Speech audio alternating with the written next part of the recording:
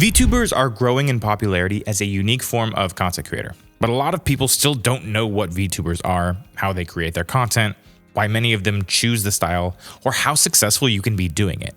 So what are VTubers? Well, VTubers are online creators and entertainers who use virtual, often cartoon, avatars in place of their live action selves. The name VTuber is a shortening of the phrase virtual YouTuber, though VTubers are popular on all sorts of platforms beyond YouTube, including Twitch, Facebook, and Japanese video platform Nico Nico. VTubers read scripts, perform, and interact with their audience like a typical live action creator would, but instead of appearing on the screen as a human, avatars in the style of cartoons, aliens, animals, or other anthropomorphized things appear to be doing the talking and acting. When it comes to the kind of content these creators perform, well, it varies. But in general, the rule is if a live action streamer or creator can do it, so can a VTuber. So things like gaming streams, chatting streams, and karaoke streams are all very popular forms of content for VTubers. Where did this kind of content come from? The first VTuber conversation is a bit nuanced, though many fans attribute the rise in popularity to a channel known as Kizuna AI, which first appeared in November 2016. With millions of subscribers, the Kizuna AI YouTube channel has a visual aesthetic and style that many have come to associate with the modern VTuber look. The Kizuna AI creators are also credited with coining the term virtual YouTuber. However, creator Amy Yamato is also credited as the first YouTuber to use a digital avatar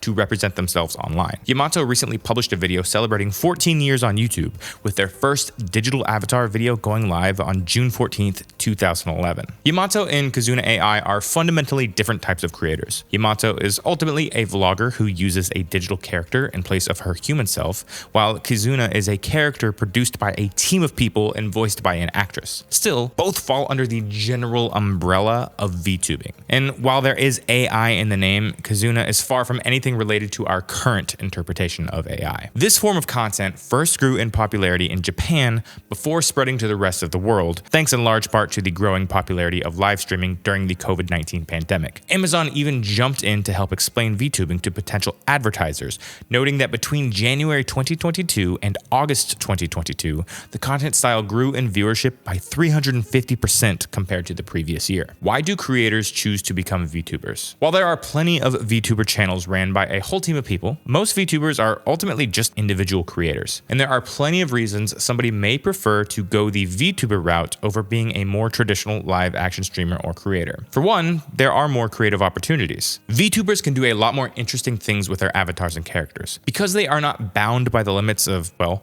being in a human body, these characters are able to get more creative more quickly. Additionally, it allows individual creators an opportunity to create characters and stories, adopting a sort of like reality around their alter ego characters. Think of it like in wrestling, where wrestlers maintain their kayfabe, a portrayal of their personas, backstories, and events as true and genuine. It's like a more committed and immersive form of acting. The very nature of being able to insert your virtual avatar into different worlds allows you to just be more expressive in an otherwise limited environment. VTubers can also have a more level playing field. VTubers have the opportunity to create whatever character they want and explore them in a way that allows a chance to just play and have fun, versus worrying about the external factors that affect live action creators. One of those biggest factors is look, both in terms of you personally and your setup. VTuber Leaflet does a great job of explaining it to Amazon. Online content creation, especially for women, has been focused on physicality and how you look on screen,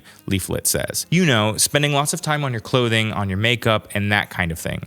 How you look on screen can really affect how well you do, but VTubing has kind of turned that on its head and equalized streaming in a way. It now becomes an issue of how entertaining you are and removes a lot of that physicality. I think that's why we've seen such a boom. A lot of streamers, even established IRL streamers, are trying out VTubing because it really gives you that kind of freedom, Leaflet says. Basically, VTubers have the opportunity to win their audience based on their creativity and performance in a world where looks can be a factor. Also, safety. This is a big one, especially for women and marginalized creators who are more likely to face online abuse. VTubers have the option of complete anonymity, down to how their voices sound. This can protect creators from harassment and hate perhaps better than any other factor. But beyond just being completely anonymous, it can also protect you as a creator from the downsides of parasocial relationships. Because your audience is developing more of a relationship with a character than you directly, you're adding an extra layer of safety between these interactions. Okay, but how exactly does VTubing work? Considering giving VTubing a try but have no idea how it's done? While there are elements of creating avatars that can be complex, it can also be super simple, like almost as easy as using a Snapchat filter in some cases. So essentially, VTubers use the same types of tools as live action creators.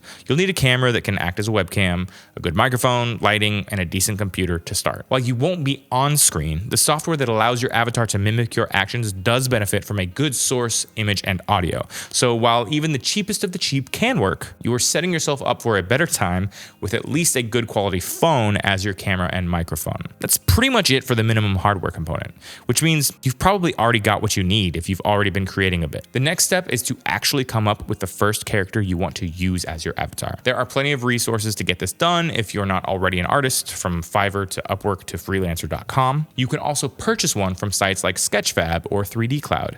And lastly, you can make one yourself with the help of plenty of sites out there like VTuber Maker, VTube Studio, and Vroid Studio. Once you've got your avatar, you'll need to use some motion tracking software.